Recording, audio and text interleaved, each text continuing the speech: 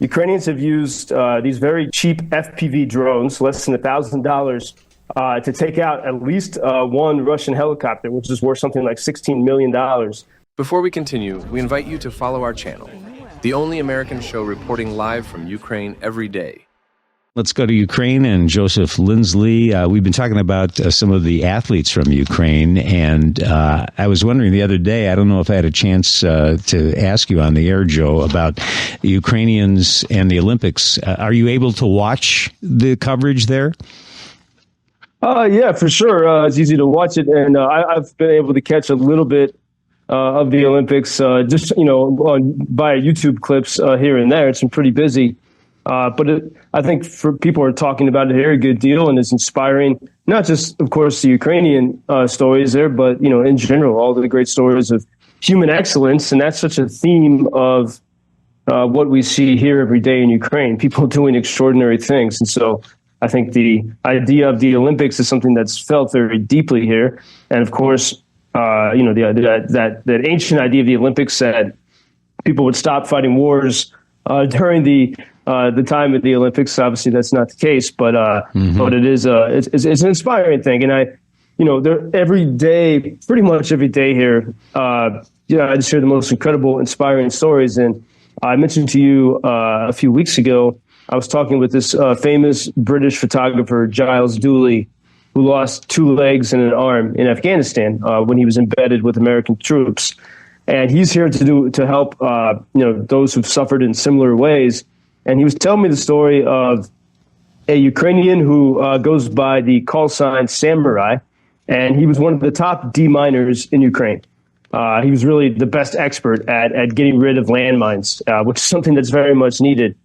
But, when you're doing that every day, the odds are kind of against you in a way. And so Samurai stepped on a butterfly mine. There's in the shape of a butterfly and hard to see. And it disfigured his face and he went blind. And now he spends his days meeting with those who have been recently blinded. He gets them as quickly as he can, mainly to tell them it's going to be okay, to say, hey, I've already gone through this. I've learned to adapt to being blind, and I'm here to help you. And so examples of, people that even after getting blown up by landmines, still find ways to keep going. And I think it's by helping others that they can find this endurance. And so often we've used the adjective or the noun resilience to describe Ukrainians. And when I was speaking with people about this today, including Giles Dooley, the idea is that resilience, what is it? Is it something you can cultivate, something you can seek out? You read a book and then you become resilient. What is it? And the emerging idea was that resilience is something that only comes through suffering. So you have to go through suffering and face it. And then resilience arrives as some kind of gift through that suffering. That's sort of the working definition I've heard here. And I think it seems to make a lot of sense that this is it's simply by, okay, no matter what happens, just as the Olympians do, you think of Olympians who have fallen down, whether it's gymnastics or high jump. You fall down and you get back up again, and that's where if you keep doing that, one day you'll become a resilient person. One of our listeners emailed a picture. It's a freeze frame from a movie, and James writes, saw this term, I hope I'm pronouncing this correctly, Holodomor in the movie Bitter Harvest from 2016. Never heard of it. Describes the Russian genocide done to the Ukrainians, and what this says in the picture from the film, the genocidal famine created by the Soviets in 1932 and 33 is known today as the Holodomor, death by starvation. Are you familiar with that term? Indeed, and it's weird. It sounds very similar to the name of the Irish famine, Ungoltamor, but both. It was this time in the 1930s when Stalin, in trying to control people who he could not easily control, and Ukrainians were that was a population that really believed in freedom, but also because the incredible resources, especially the grain of Ukraine, was shipped away from Ukraine to Moscow, to Russia. And so people here couldn't eat. And very similar to the Irish potato famine in that way, and millions were killed. It was a genocide. And there's a movie that I just watched, another movie on this topic called Mr. Jones.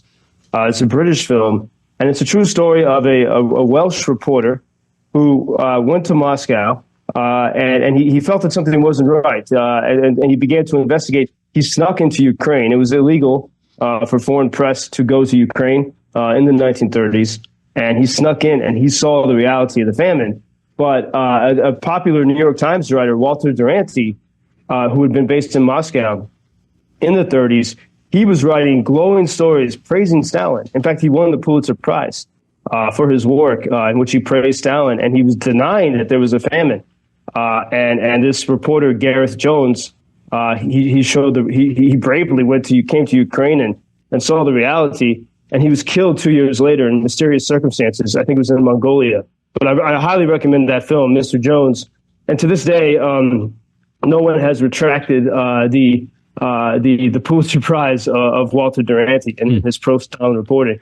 So very timely thing to watch as we consider, how people report on things today. And I must mention today what's happening in the Kursk region of Russia. This is a region just north of Ukraine's Sumy region. And, from Kursk, Russians have been attacking the city and the region of Sumy pretty much every day. We don't talk about it because it just happens every day.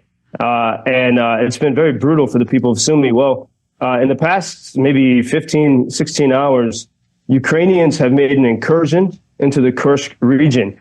This is notable because it's being talked about on pro-Russian Telegram channels within Russia. And Moscow itself, the Kremlin has confirmed, Putin even had a small press conference, well, not a press conference, but made a statement that Ukrainian tanks and armored combat vehicles have gone, it seems, 6 miles into Russia.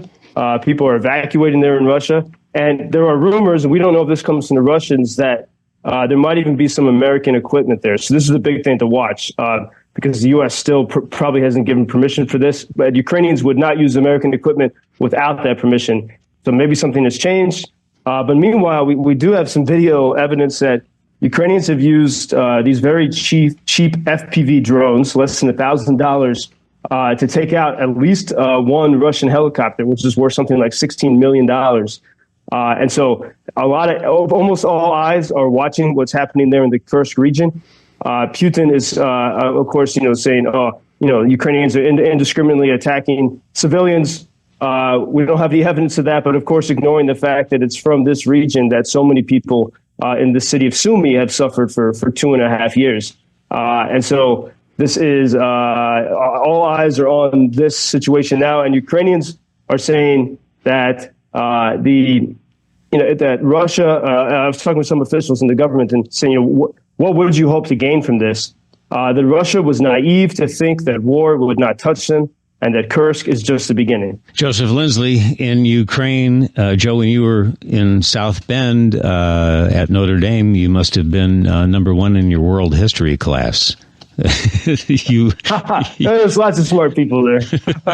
Well, thanks for the history lesson and the update from Ukraine this morning. We'll talk to you tomorrow. Thank you for introducing Ukraine on your social media pages. That's very important that much more people can get more information about the situation here and how everybody can help Ukraine to stay stronger and to save all the world. Что он сказал? Well, which side are you on? На чьей ты стороне? Come on now. Oh, which side are you on? На чьей ты стороне?